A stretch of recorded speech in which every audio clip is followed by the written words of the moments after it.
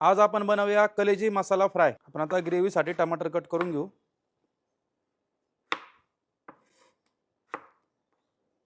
टमाटे कट करून झाले, आपण आता याला मिक्सर जार मध्ये काढून घेऊ। यांची बारीक फाईन पेस्ट तयार करून घेऊ आपण।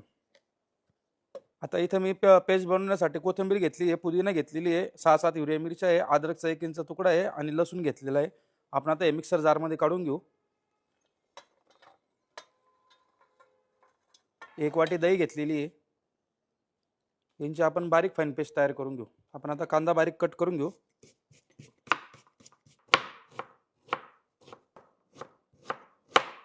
कांदा कट करून झालाय, कांदा काढून घेऊ।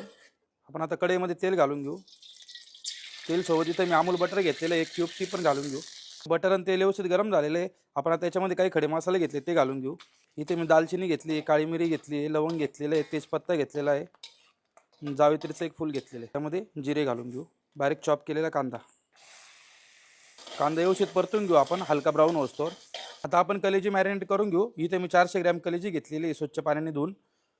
आपण आता हिरवी मिरची, अद्रक, लसूण आणि पुदिनाची पेस्ट केलेली ती घालून घेऊ याच्यावर। त्यामध्ये मी 1 लिंबू पिळतोय, व्यवस्थित मिक्स करून घेऊ।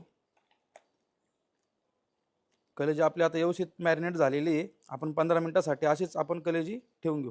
कांदा व्यवस्थित आपला फ्राय झालेला आहे, बघू शकता हलका गोल्डन ब्राऊन कलर बी आलेला आहे त्याला।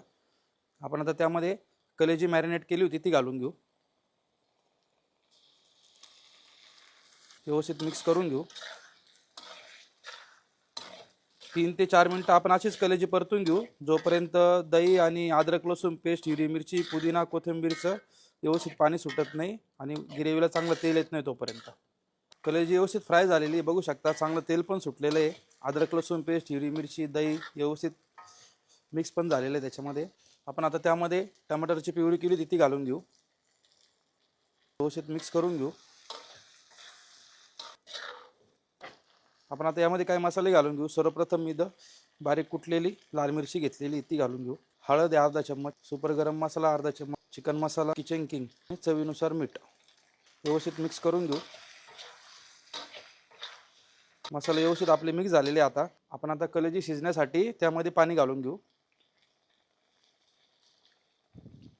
ही कलेजी तुम्ही कुकरमध्ये शिजवली तरी चालते आणि वाफेवर शिजवली तरी पण चालते। व्यवस्थित मिक्स करून घेऊ। आपण आता कलेजी अशीच वाफेवर 20 मिनिटं शिजवून घेऊ। 15 मिनिटं झालेले, आपण आता झाकण काढून घेऊ। बघू शकता छान अशी कलेजी शिजून रेडी झालेली आहे आपली। ग्रेव्ही पण छान अशी शिजलेली आहे, कलेजीला छान अशी तर्री पण आलेली आहे। आपण आता याला फायनल टच म्हणून थोडंसं लिंबू घालून घेऊ। थोडीशी चटपटीत बनवतोय मी इथं कोथिंबीर। आपली आता कलेजी मसाला फ्राय रेडी झालेली आहे, आपण आता सर्व करून घेऊ।